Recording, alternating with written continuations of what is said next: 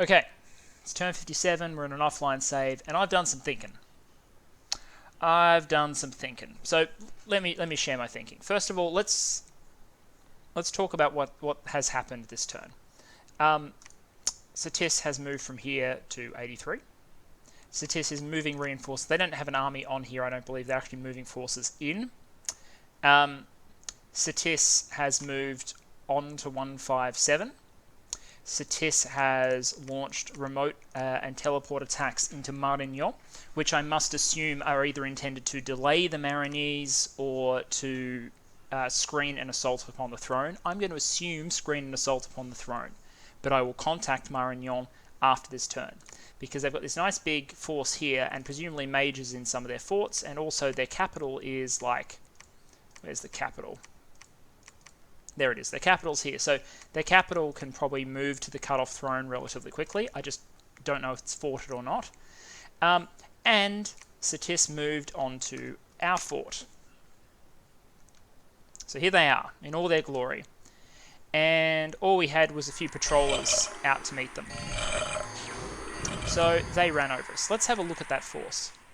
So it's what we saw before, 350 odd troops, well, 300 troops, 19 shamans, 12 marsh masters, 9 lizard kings, a lich, crystal mage, some commanders, sauromancer, windmaster, and white mage. Total magic power, substantial, like very substantial mage core. And the troops include 84 Sobek warriors and 112 Falchineers. So these are good Satisian troops, in particular the Sobeks. Formidable, they're demi-giants, they're size 3s.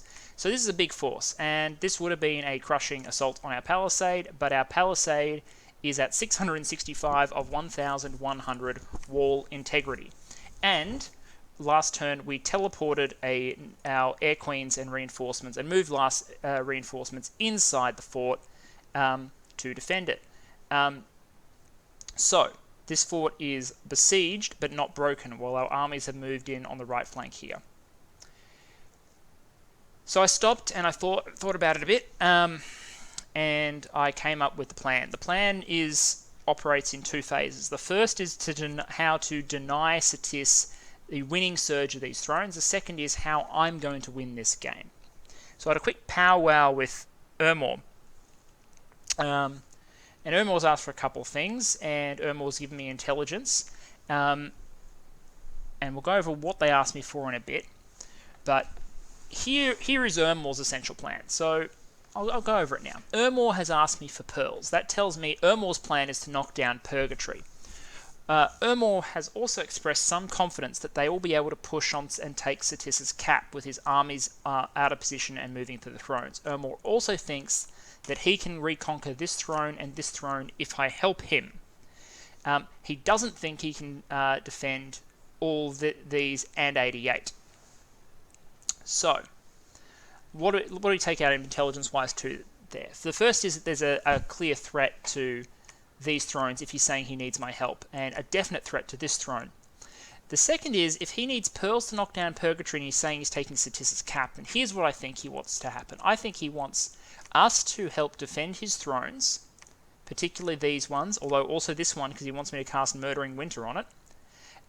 Then he intends to bust into Central Satis, rip into their territory, take at least 86, and you can see he's actually present quite far south. I know this is just raiding, but this is also paving the way. And if he can get onto the throne provinces in the south before I do, he doesn't even need to get onto all of them. If he takes this one and this one, then he's in a position to rush me. If he gets onto all of them, then he's protected by the nap and he can win. But the most important bit there, the biggest clue for me, is that he wants Purgatory to come down, which means he's intending a full-on counter-offensive against Satis. At which point, I think he does exactly what I said last turn. He takes some land off Satis, gets the ground he needs, and then backstabs me for my thrones. Possibly making a grab at Marignan, hoping perhaps that even Satis does serious damage out here, and he can route forces and seize maybe this one and this one, because that would be 1, 2, 3... He's got 3 already in the bag. He only needs to find 1 more at that point from somewhere, anywhere. It can be this one, it can be this one, it can be Marignan, it can be this one, it can be this one. Is it a great option? No, but I think it's the best that Ermor has available, because he can't peace with Satis because Satis is throne rushing for a win. So he has to keep fighting Satis, and if he throws Satis off, then he should probably capitalize before he turns on me. That's where Ermor is. Satis is clearly in throne rush mode. Marignon we're going to get them to defend their throne, and then Marignon will enter this war and start vulturing. He'd prefer to fight Ermor, but that's only once Statistic has been thrown off the thrones, and that's Marignon's path to salvaging some serious glory out of this game. Glory to Dong Knight and Marignon. So we're left with two phases of thinking. How do we stop Satis winning, and how do we then win the game ourselves? Stopping Satis winning means denying them, stopping them getting at least 3 of 1, 2, 3, 4, 5.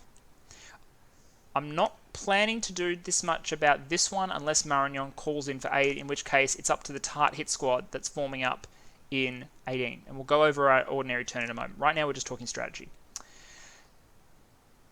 My plan for 1, 2, 3 is what we'll close out this discussion with. My plan for 60 is I'm getting together murdering winter casters in 2 locations. One is here to hit 60, and the other one is up here in 181 to hit the province of Snake Swamps, both of which are besieged by Satis. Satis is currently in Ermor's Cold 3 Dominion, and we are in early winter. So these will be Cold 3 provinces, and if they're not Cold 3 this turn, they'll damn sure be Cold 3 next turn. In my testing, this deals about 40%, 30 to 40% casualties to the Satisian army. It's quite brutal. This will significantly soften this force to allow Ermor to counterattack it, and it will delay the cracking of this fort down here and allow Ermor to defend and eventually counterattack it. That rules out those 2. At which point we need 1, 2, 3. Any one of those not to fall. Well, I like redundancy, so we've got a plan for this throne and this throne. Our plan for this throne we've discussed previously. This turn, the mage blob is moving. It is moving to 78, Ograthon. At the same time, Ermor has told me that this is the province where he's been recruiting, well, this is the throne. It's where he's been recruiting all of his independent crystal mages, I think they are. Which ones are they? Silver Throne. Silver Order. So, Air Astral. He's been recruiting them all game. Because this Ermor has been richer than ordinary Ermors. He's going to teleport them all out. He's going to teleport them into 60 to bolster the defense there. They're not going to play any, except for one, he says, which is going north. So he's going to leave this completely empty. And Satis is going to move on to it. Next turn, I'm going to cast Murdering Winter on it. The same turn I move a massive Mage Blob on and throw Satis' army off. Murdering Winter should destroy his scripts, disrupt his formations, and generally cause problems for him. I won't have many troops. I don't have a big infantry line. I'm only going to have maybe 100 infantry. I'm trying to hire some mercenaries. I'm bidding 501 gold for the Ghoulfather, who normally accepts 45 pounds of gold to pay him for employment. Hopefully he'll appear here and bolster that. The other thing is the Ghoulfather has a higher fire path. You'll see why that's important next turn for my plans. Finally, this throne. I thought about it and I realized the biggest instinct I have to fight here is the instinct to panic or the instinct to just manically focus on destroying this army. All that matters, even if this army could run wild through all of Shiniyama, heck, it could besiege and take Shiniyama, doesn't matter. Doesn't matter. All that matters is the thrones. So what we're doing this turn is we're going to, on the actual fort itself, we're going to attempt a siege break. We're going to do a siege break with Pauline Hanson and Jackie Lambie, 2 Air Queens working in concert. They're going to be using the Storm, Wrathful Skies, and Self-Buff combos. In my testing, that can destroy an almost infinitely large Satisian army, assuming the script is about what I expect, unless there's something I'm not counting for in there. Ideally, I'd have a Tart blocker in there as well, but I just don't have one handy yet. So if he stays on the fort, they'll pop out, and even if they both die, they'll inflict very significant losses, which will diminish the siege strength of this force. And once the siege strength is gone, it doesn't matter.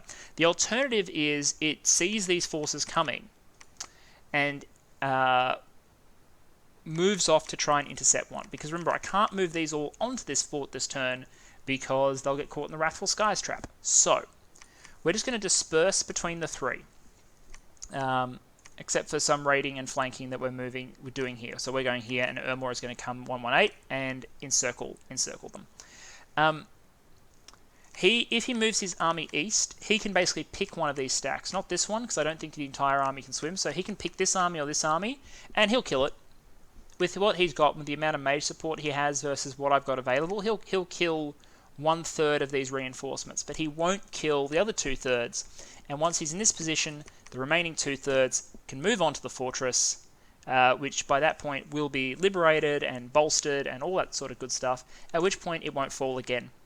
And we can just hound this army and chase it until the end of days as we continue to reinforce mass up. You can see the numbers that we're dealing with.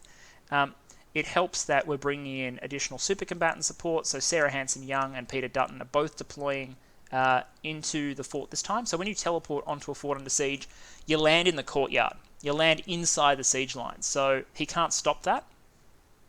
So I'm confident this won't fall.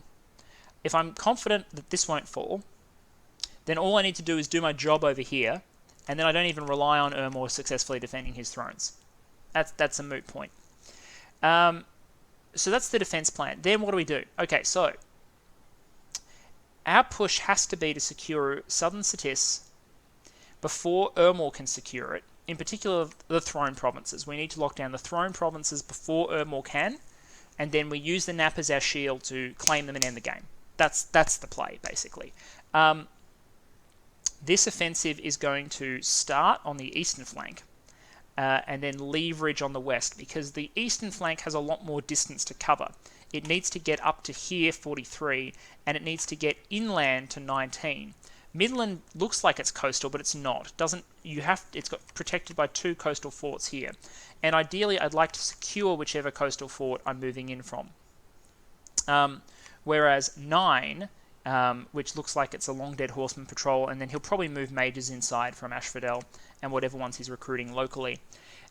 It's on the coast, and because it's on the coast, I'm in a better position to take it. This actually looks relatively threatening relative to what I've got. You'll see that I'm only moving in like a bunch of mage support and extra troops now. I've got a lot of mages here. So what I'm going to do is I'm actually going to move a huge block of sneaky Starspawn and my conventional army with a communion setup that is capable of casting Army of Lead and Mass Regeneration, Serpent's Blessing, and Relief. So it will be Nat Prot 20, it'll be Mass Regen, Serpent's Blessing, Relief. That's enough to kill any conventional force that I think will be at Flower Meadow Forest here. The army will land, and that's my beachhead. At the same time, a Tartarian will teleport into Pugria. I'm teleporting Scott Morrison, ScoMo, in for this one.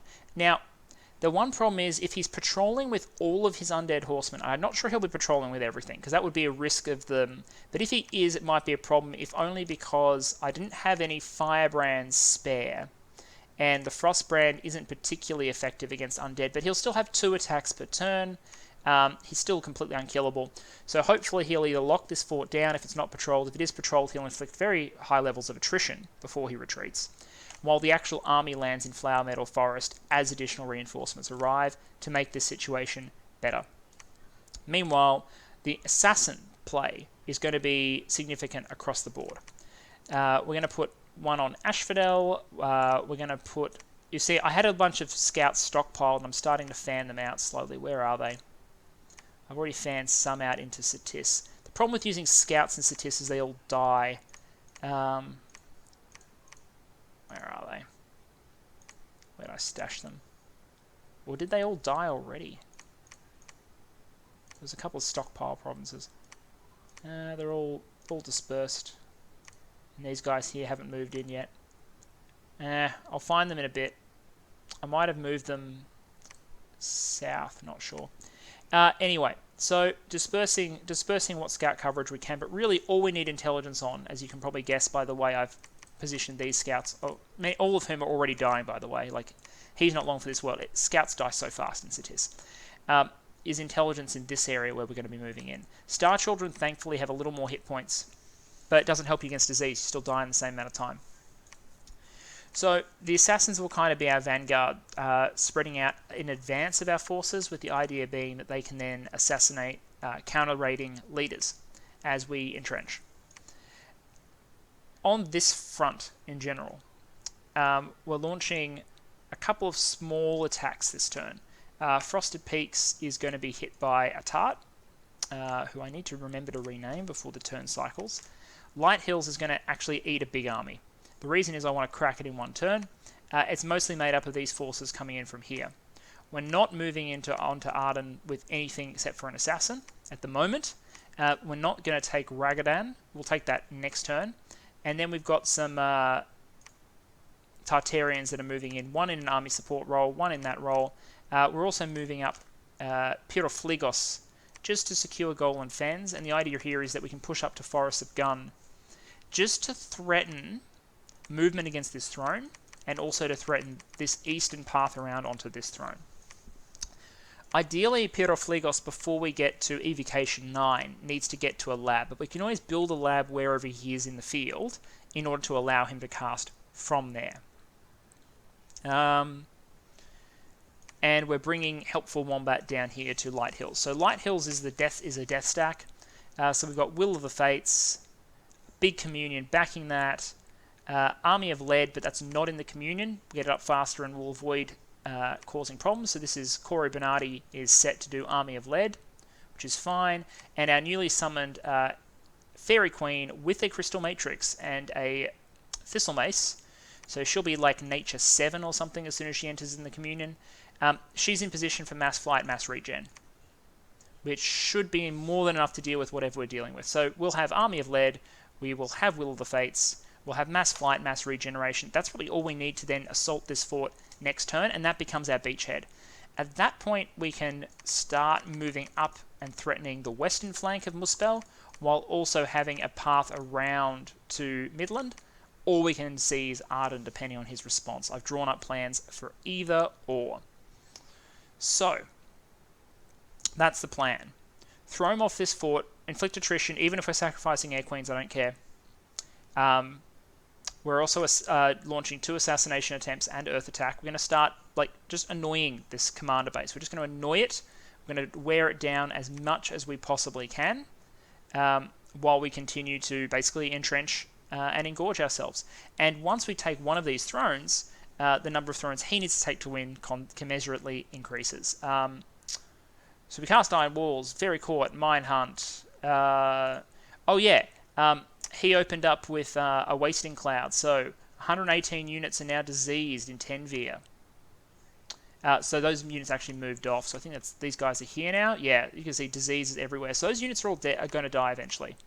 They're all going to die eventually, and some of them are star spawn, which makes it very expensive and whatever, but I have 17,900 income, so I don't give a shit anymore.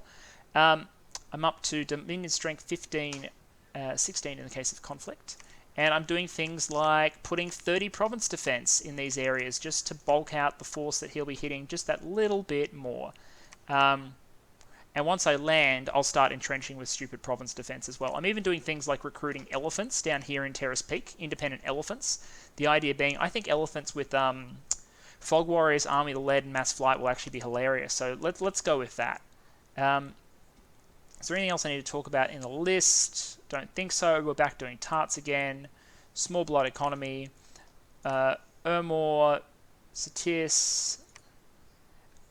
We took Dunster. I didn't realise. We took a fortress from Shiniyama. Remember Shiniyama's still in this game? Yeah, anyway, so they died and we lost 9 things. But mostly this is important because it frees the forces that were on Dunster to start moving west. Teleporting in the case of Duddo and Sarah. Everyone else is moving on foot. So that's all good. We lost a Star Child. Unexpected events. 74 Astral Gems absorbed this turn. We lost Star Child. We lost a scout. We're going to lose another scout this turn. I'm losing about 3 scouts a turn, 2 to 3 on average in Satis, which is probably why I've attrited down. I might have missed that his Dominion got into Ermor where I was originally staging and started to lose guys. That's probably what's happened. So there we are. I'll decide whether we need to get remote surveillance going or whether or not the scouts are just enough as it is. We can also try and move something like that down to try and get an eye on that throne, but I trust Marignon to be clear on that one. Yeah, so that's the plan. The plan is to delay, lock out just enough thrones. You don't need to lock all of them. I don't need to deny him everything. It's just deny him the ones he needs to win while launching this counteroffensive. And then I'll supply Ermor, and hopefully that'll encourage Ermor to counterattack, which will distract Satis. And hopefully before Ermor can lock down the thrones he needs and then turn on me, hopefully I will already have what I need.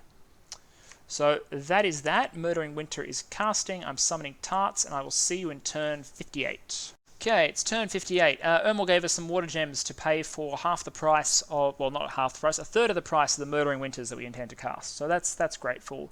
We send a message to the world basically saying, hey, Satis is throne rushing. You might want to stop that. We won't comment on the fact that if Satis loses, then we've got a really good chance of beating Ermor. Empowered up to blood, so we're ratcheting up there. And then we cast Murdering Winter in 2 locations. Murdering Winter at Snake Swamps. So that was this province here. We killed 67 Satician units on this throne, which is not bad. The other Murdering Winter was unfortunate, however, and it bears witness to one thing: you need to be careful. So we killed 161 units in Sleepy Wold. Here's the problem. Ermor didn't understand that if the force inside a fort is outnumbers the force that is besieging it, and they are both hostile to the caster. So I am casting it at Satis and Ermor. The larger force can be hit even if it's inside the fort. Whereas if Ermor cast it, it would never hit the force that's inside the fort. So I actually killed 161 bits of Ermor chaff and 3 Ermor mages that were inside that fort, which is unfortunate. Because he has a mild number advantage over the Satis force. Not Satis including all the reinforcements, not Satis in terms of quality, but yeah, friendly fire, blue on blue. So, oof. Satis did, as expected, move on to 88, and this looks like a good beefy army. We were able to hire our mercenaries and have 197 units. However, there's a glitch. These 45 ghouls can't actually follow the ghoul father that was hired to lead them. So because he can't lead them, they're in the garrison, not with him, and because they're mercenary troops, you can't assign them to another commander, so they're useless. Absolutely freaking useless. So that's great, but the other aspects of the plan there are fine. In terms of what happened elsewhere, Satis moved off this throne. We assassinated a shaman. We died to his hero. I don't know how that bloody happened, but we just lost to an ordinary commander. And then we killed a Lizard King. I guess he's not an ordinary commander. He's a hero, but whatever. So we killed a Lizard King. We killed a shaman. And then we broke out and we freed our fort. He moved east. So he took the option of killing one of my intercepting armies, and that was fine. However, it didn't go as well as it could have for a very important reason. So here's the Satician army. Here's my army. Not bad. And my gamble here is I've got a script to battlefield protect and then battlefield wipe using Pyroflegos. So the plan is to protect everyone from fire and then to battlefield wipe the area. After Pyroflegos casts Phoenix Pyre. So he communions up, I communion up. Pyroflegos has cast Phoenix Pyre. Global's go up, Quagmire and Relief, and then there. Okay. He casts, I think, one thing of like 1 or 2 enslaved mine casts. 1 or 2.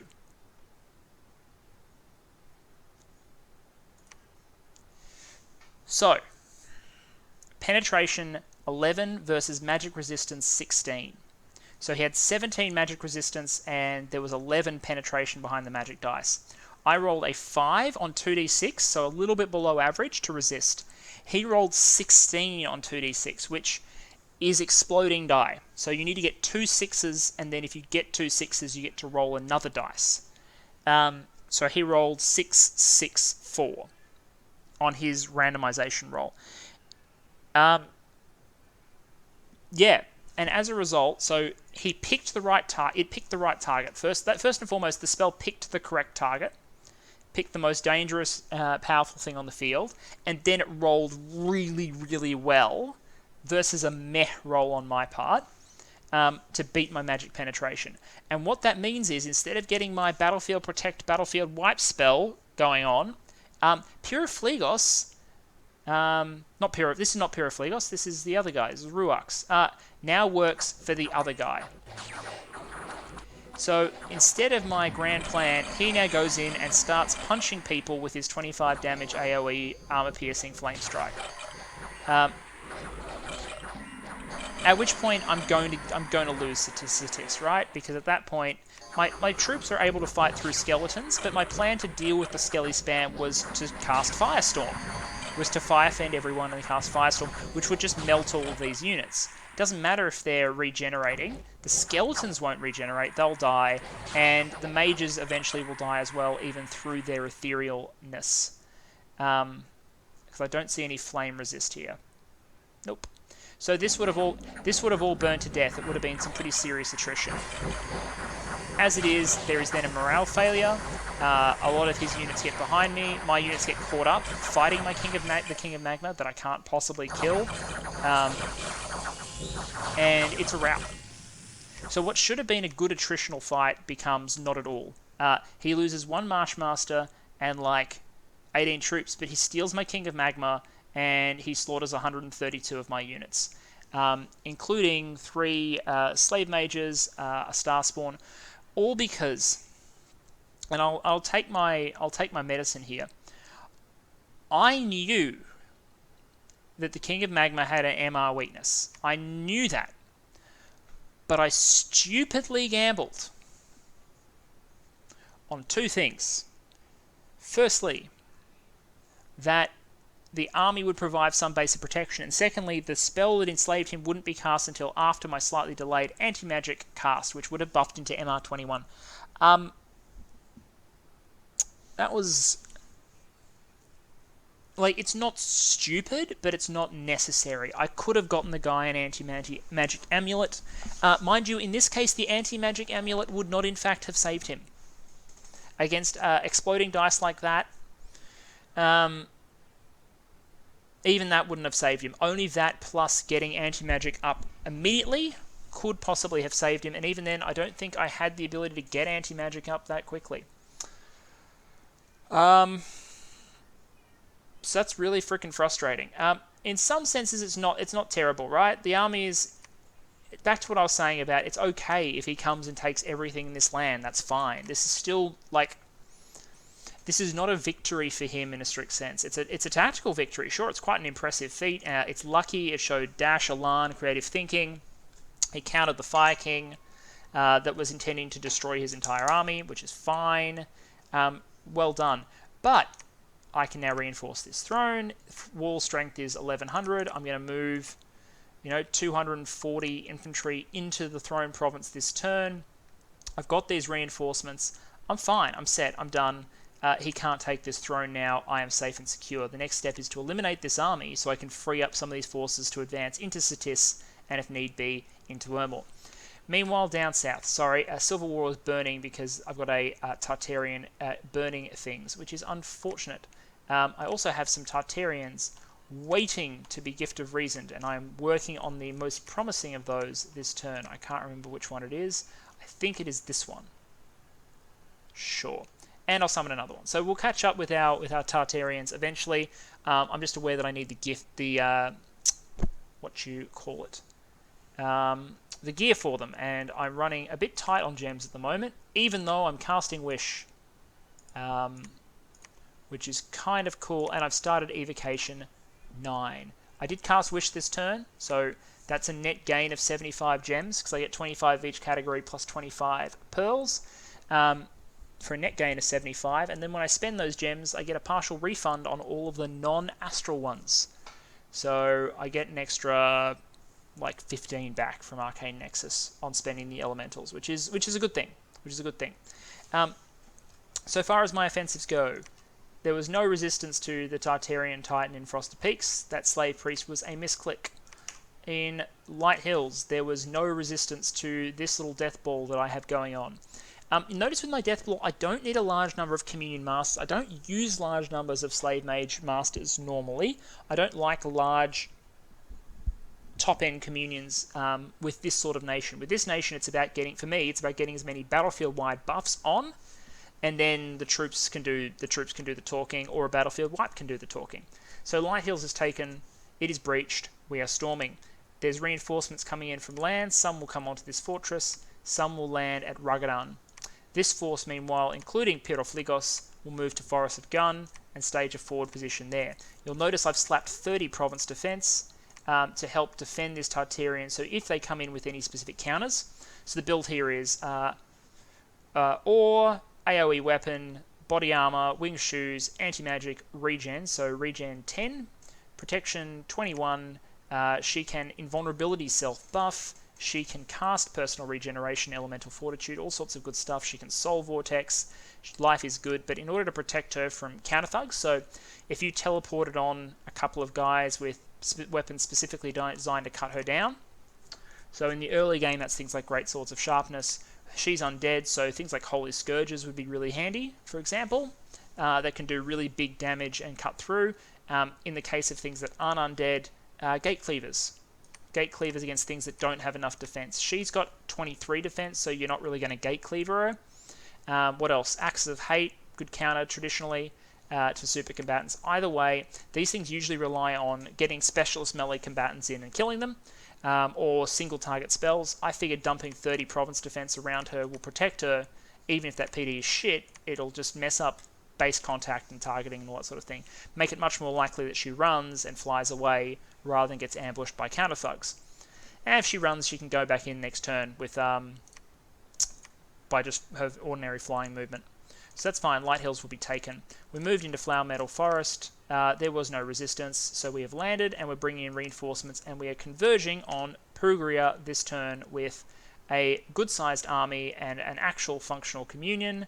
So this is a mixture of non-communion evocation mages, and then a communion that is made up of Star Children, not slave mages, because they regen 2, not 1, supporting 2 masters casting big battlefield wides, and ScoMo's coming in. Now, ScoMo did jump in this turn. So ScoMo landed. The fearless former PM after his time in Tartarus landed on the field of battle, but all of the long dead horsemen looked like they were patrolling, and there were never really any threat to him. He took some damage, but as you can see, he regens 37 per turn. And he went about killing 1 to 2 per turn whenever he could hit him, which he hit most of the time. 12 versus 14, yeah, it was alright. He eventually got Misform off, which stopped all the damage. The problem was he doesn't have enough... he won't AoE fast enough to clear all of this in time, so he's eventually going to timer and rout. So, the final tally was 34 of the Long Dead Horsemen dead and 10 PD dead before he left and fled into the water. That's fine. He can now go back in and be an army support guy. All good. So that'll be Pugria locked down. We'll have Light Hills secured. We'll move up. We'll take Forest of Gun. At that point, we will have... This is our sort of beachhead with more troops constantly piping in. We've got lots of Lobos. And then the trick is, can we secure Pugria? Can we secure Midland? We need Midland in particular before Ermor can get there. And the real challenge is, can we get to Muspel before Ermor can get there? For their part, Ermor moved into Valgard. Ermor moved on to Satis, but was defeated. However, it does look like Satis is under siege. So Ermor clearly, in fact, won or did something there that caused that province to still be under siege. I had lost my scout there at some point this turn, so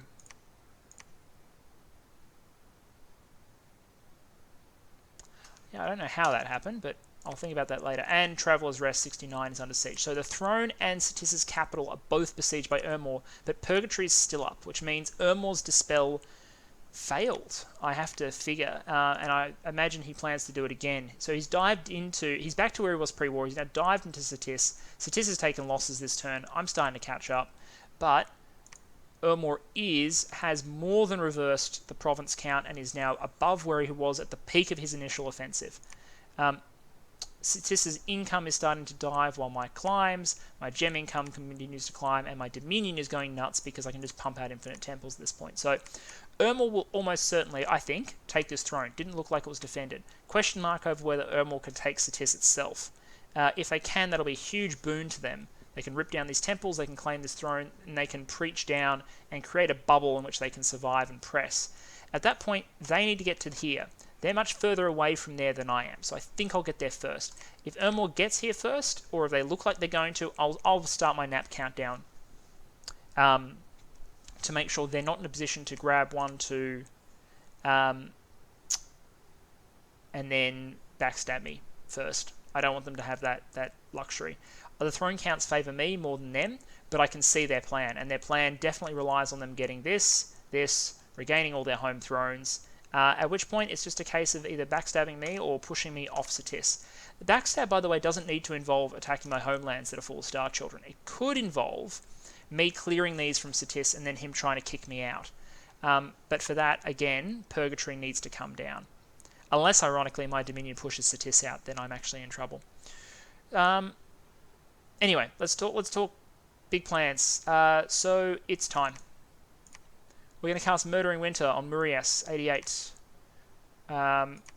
We're not going to Murdering Winter elsewhere. We're going to Wolven Winter start calling provinces down in case we have to, but really the Murdering Winter target is this one. And then we're moving it all in. Everything, all of it. This whole blob of goes forever. It's moving in. The mages may in fact outnumber the troops. I haven't counted, but that is entirely possible. So, what have we got? We've got Will of the Fates, we have Anti-Magic, we have Fog Warriors, we have lots of Swarm Casters. Lined up here at the front, so the Swarm will cast first before these big buffs. And because you can see I've got a pretty paltry troop offering, I need something to be out there that will be causing damage and difficulty. Communion Master, Army of Gold, and then Earth Power on our slaves. We have on a non-communion, so she won't fatigue everyone out, we have Life After Death. So we'll have Will of the Fates and Life After Death and Army of Gold. We will have Mass Regeneration. We have Fog Warriors, and then from good old Yazid ibn Hassar, the High Magus, who I have given an item which he will never give back, and I've given extra gems he will never give back, Phoenix Power Firestorm. And I wanted him because he doesn't need to waste time getting into a communion, and he won't kill my communion slaves, because there's a lot of them. He can just Phoenix Power, Firestorm. Done. And then I'll go up at exactly the same time as Army of Gold, and we'll AoE everything that's left. So, Murdering Winter, cut this army in half, move in, summon a line of troops, and then light the whole battlefield on fire until he burns and dies. And if he retreats from this, then he's lost the game, I think. Meanwhile, over here, Woodlands 135. He moved off, as you saw, so what I'm going to do, we're going to jump 3 Air Queens and 1 Tartarian. The formation will be the 3 Air Queens at the back, spread out. Again, it will be a Wrathful Skies trap and a couple of blocking summons. Tartarian bloke's going to stand in the front. The army's going to hit the Tartarian and die under Wrathful Skies, hopefully. That's the plan. Again, Rantes, Wrathful Skies consistently murders this force. Life is good. So, and Marignon has moved home. They've redeployed their Harbingers and their Angels and their Heroes, and they have assured us that they think that they can hold their throne. Satis is still giving them shit. Satis has 1, 2, 3. Helmshire 36 is under siege. The throne is threatened. But Marignon has assured me they think they can do this. I hope so. Because if that falls, and that falls, then at that point we're reliant on Ermor winning at 157. Even if we win here and here, 1, 2, 3 is a win for Satis, and we want to avoid that. But I did let Ermor evacuate all of their mages to bolster the defense at 60, and he reckons he's got the numbers at 157. Are we Murdering Winter again? I'm not sure if we're going to murder that again. Anyway, life is good, moving into 157 this turn. Continuing our offensive, we'll seize Pugria. Keep working on our super secret weapons. We'll wish for even more gems to bring our effective gem income. So it's this plus 75 plus 70 to 90 is our effective gem income. I don't even want to know. And we'll see if we can break 20,000 income. See you in turn 59. Okay. You want to see the biggest example of I'm done, but it kind of worked anyway in history? I think it's this one. You can see my smart, wise plan. I have deployed my 3 Air Queens. I've also deployed a Star Spawn to cast, who is boosted and able to cast anti-magic rapidly. I've also given anti-magic amulets to all 3 of my Queens of Thunder. I have also issued them Starshine Skull Caps, so they are magic resistance 23. This will go up to magic resistance 27 when anti-magic is cast. They are loaded with gems, they are geared, they are ready for war. But I didn't teleport in the tart. I just misclicked. Well, sorry, I don't know. I don't actually know whether I misclicked or I forgot or whatever. But either way, there it is.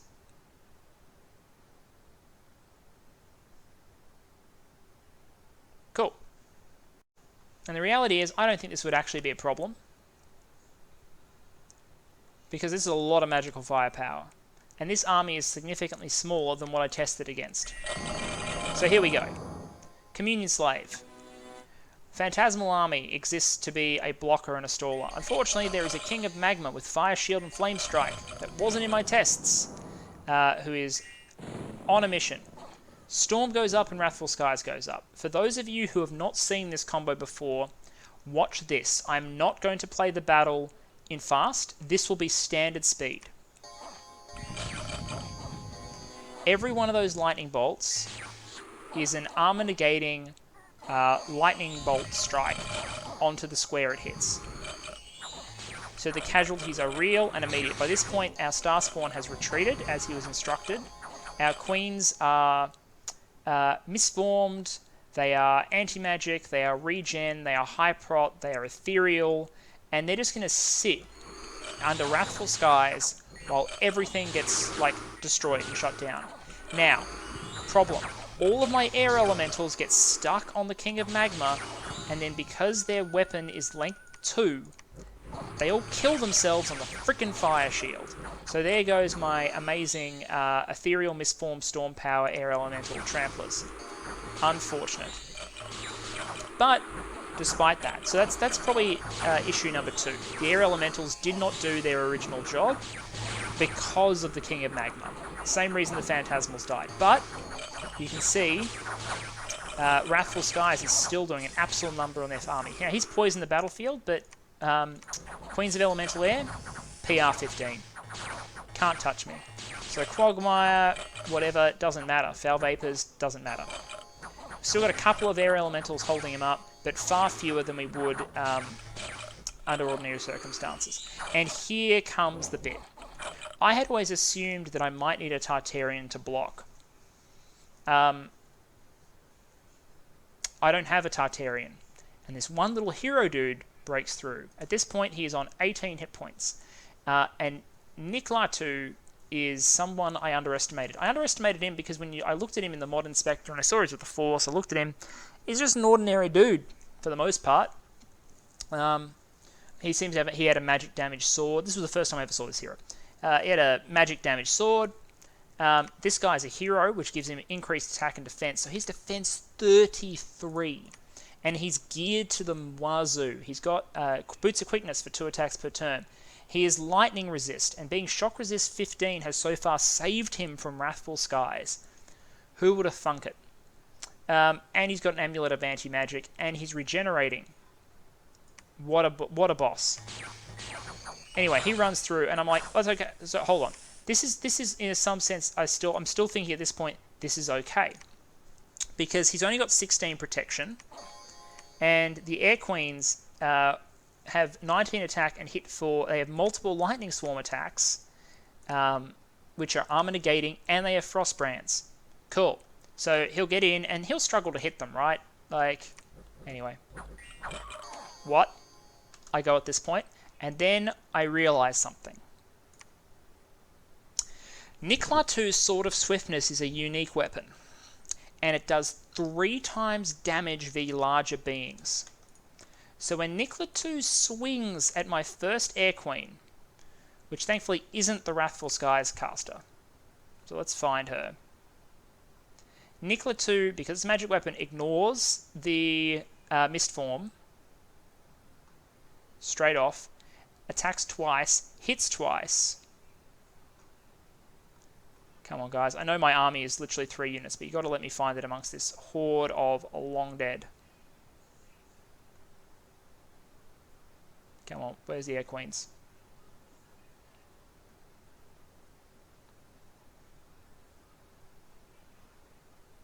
Okay, Jackie Lambie.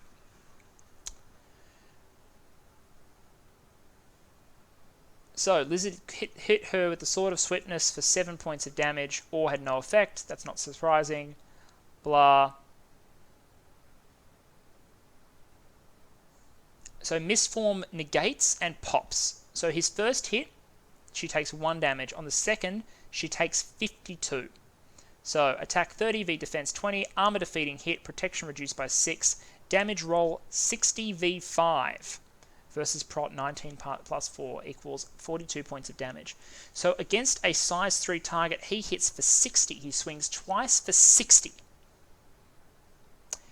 42 would not have killed her, but as a slashing weapon, instead of leaving her with 3 hit points, it goes up and kills her. So he kills the first Air Queen with a single slash. Second one. There, okay. She hits him with a Thunder Strike in Vengeance, and it rolls low and puts him down to 15 hit points. He's stunned, however. He then breaks out of stun. She misses with freaking everything while he's stunned, and he starts regenerating back up. She flubs again. He flubs. He breaks the mirror image in the Mistform and knocks her down to 33. But he's back to 11, because she's freaking failed repeatedly. These guys are going to do nothing to the other one, by the way. She wastes her attack here, and then he stabs her to death. And at that point, Wrathful Skies is down, and what's the point? She will get a few more kills with things like Shockwave, but eventually he gets behind her and backstabs her.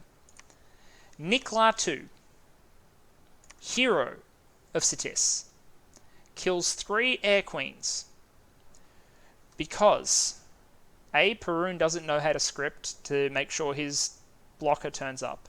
2, Perun doesn't know that Nikla 2's Sword of Swiftness does 3 times damage v large. If it didn't, he couldn't hurt them either. He wouldn't have been able to get through their ordinary protection, which is the situation I thought I would be in. 3, the Air Queens don't know how to hit him with sequential spells, don't know how to kill him with Thunderstrike, and just can't hit him with their Frostbrand to save their own lives, because it was to save their own lives. Anyway, so we kill 6 Lizard Kings, 9 Marsh Masters, 4 Shamans, a Crystal Mage and a Lich. Some become soulless. We kill 93 Falchineers, 26 Heavy Infantry. We kill the King of Magma. Of the Sobek Warriors, 32 die. So the net loss to this army is 155. It's showing 155 because there was more of than that, but there's negative 54 becoming soulless. But soulless are much shitter than the things that they are replacing. We substantially destroy this army, but we lose 3 geared Air Queens. We didn't need to lose 3 Air Queens. With a Tartarian blocker, we probably would have won. With a little bit of better luck, we probably would have won. With a little more foresight around Nikla 2, I would have tried something entirely different. But then I think, wait a minute, my only goal here was to make sure this army couldn't take a throne, and if that's what it costs, as hideously expensive as it is, at this point in the game, that's all I need. I've now reinforced this throne. This army is pretty much, neutralized. He then moved the force back onto my throne to re-besiege it, but this is all that's left. So it's much less threatening. And with all these troops now in place, my plan is now to break siege with a conventional army, and at that point I think I'm good. I'll consolidate another army here again with mage support, because I can pull those out of my butt now with my economy. I'll consolidate here. If he breaks out again, he'll hit that, he'll lose. If he stays on his throne, I'll hit him and he'll lose, because Rio Tinto and my Kokithiad and all that, they're not messing around. I have all my big buffs here. I have Army of Gold. I have Will of the Fates. I have Life After Death. I have Mass Regen. I'm good to go. So that force is fine. This front is now done, but what could have been a 0 loss show off, this is how you do scripting, showed off instead that if you mess up one aspect and fail to account for one threat profile, you can lose all your super combatants. But if he wasn't there, those Air Queens would have killed everything for no loss. Anyway, we stormed Light Hills. We lost basically nothing. We lost some infantry. Seized the fort, which is fine, because even more arrived in that spare time. We took Ragnan, we reinforced Adrian, we took Forest of Gun, and we revealed this sort of empty area. You can see Marignon is deploying their thugged out Harbingers as a sort of counter. And we moved on to Pugria, cracked it, and are now going to storm it with all of this consolidated magical support and good old ScoMo. Good old ScoMo. Over in Murias. By the time we arrived, there wasn't much of Satis left. I hear winter was hard on these guys. Almost felt bad. Anyway, this doesn't look like a very impressive army, but it's about 30% mages. So there goes my communion. There goes my swarm. There goes me etherealizing everything. There goes my gifts from heavens. I just thought that was style points, and it would inflict some good losses. And Firestorm is now running. So we've got Relief, Firestorm, Natural Rain, Relief, Quagmire. So 2 copies of Relief. But you can see what's doing the real damage here. It's the Firestorm. Firestorm is just melting everything, even though he's buffed his units. Meanwhile, my army has Army of Gold, so Protection 20 and Fire Resistant 5, which is a very good protection from Firestorm, such that all my little 2 hit point ants are actually going to live forever. They're going to live forever because they're freaking 2 hit points. They may be 2 hit points, but they're 20 protection, 5 fire resist. They're lucky they're mist form. The mist form means that they'll only take 1 damage at a time, and they regen, so they'll go back up to 2. So you need to hit these little guys twice to kill them. Anyway, it's a bit ridiculous. A little bit of close range evocation support. He starts bringing in elementals. At this point, I think my communion is just throwing whatever evocations they can. I did the math. I figured out I had enough of a communion to support some evocation, and that'll just end the battle faster. But really, Firestorm's doing most of the work for me. And just like that. Final tally, 6 units lost. Sorry, 6 units lost permanently. There was one Magus turned into a Solus version of himself, and 1 troop became a Solus, to 190 casualties on the enemy side, including 16 Shamans, 10 Marsh Masters, a Lizard King, Crystal Mage, and these troops.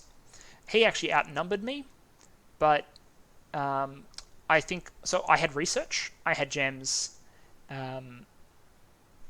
and I had scripts, and those things together made what is on paper looks like a pretty even fight. Like, I have 22 Shamans, he has 17.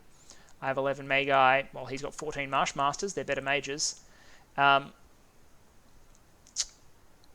but he never counted Firestorm. Firestorm got 274 kills. A lot of those were on summoned things, though. The Star Spawns did a bit of damage with... This is the Gifts from Heaven opener, which I thought was funny. Along with some other evocations.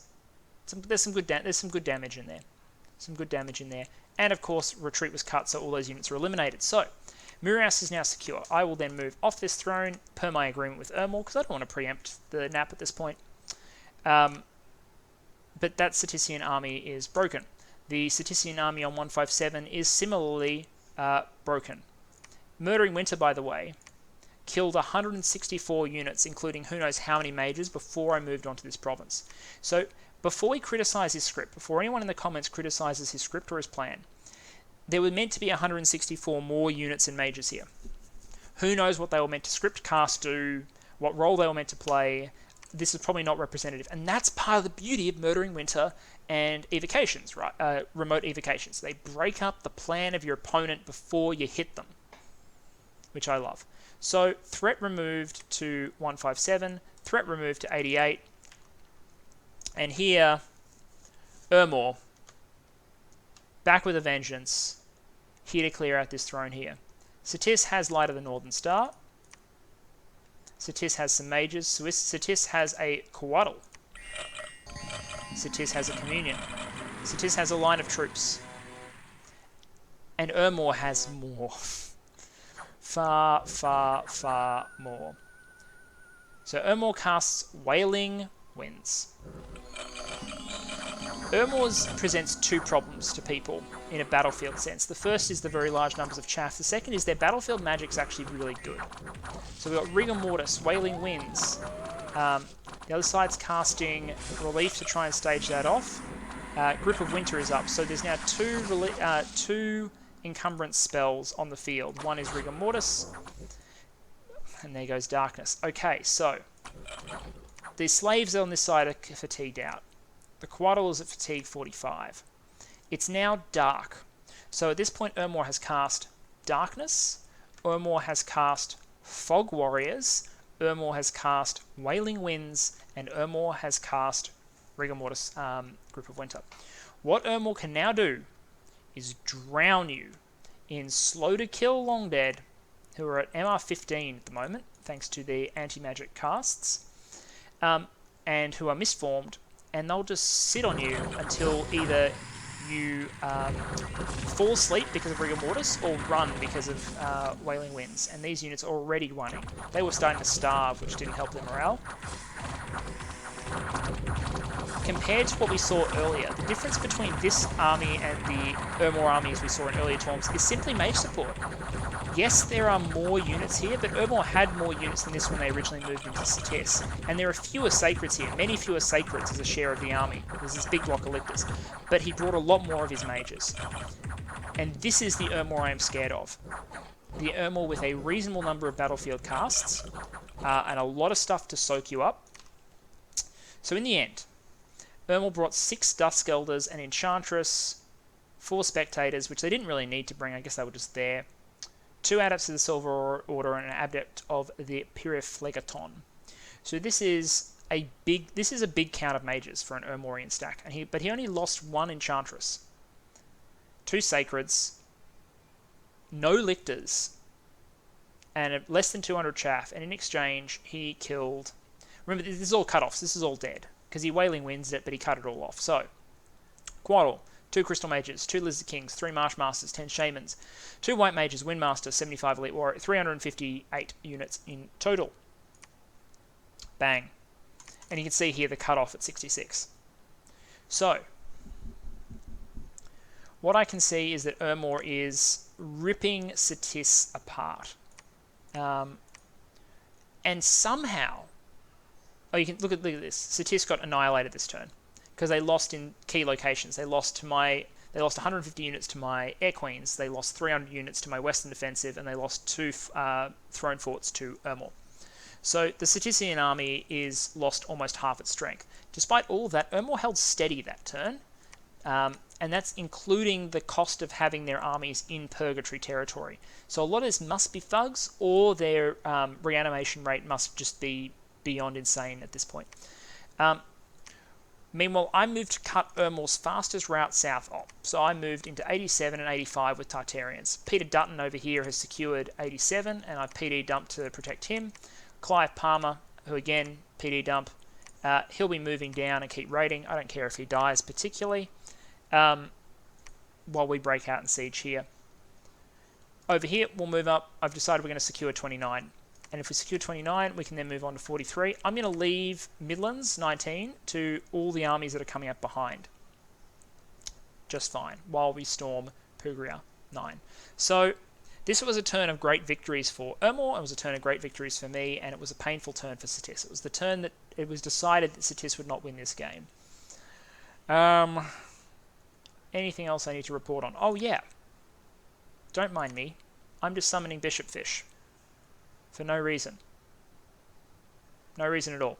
They are not at all intended to go and sit in the labs one province away from these thrones, get given air-breathing items so they can go on land and then claim all the thrones at one time. That is not at all what they are there to do. And then assassinations. So we killed the Taskmaster, we killed the High Priest. We saw most of these battles. I left that province to him. That's fine. We're just going to go take it back. That's fine. And I might PD dump some of these provinces in the future if it continues to be a problem, but it just looks like one Bucking Mono chief, so whatever. I must have forgotten to PD that province, which is a rookie mistake, but ultimately irrelevant at this stage of the game. Forest of Gun, we saw. Ragadan, we saw. Battle for the Fortress at Light Hills, we saw at the start. Done. 77 absorbed. All good. So here we are. Turn 59. What next? Well, I reckon the answer to that question is probably more tarts. We're going to try Phantasmal Attack, by the way, this turn. We're going to lock down this province here in order to basically cut the Cetician Empire in two if we can. All we'll need to do then is take this one and we're good to go. Or I might Phantasmal that one instead. Just to try it out, see how we're going.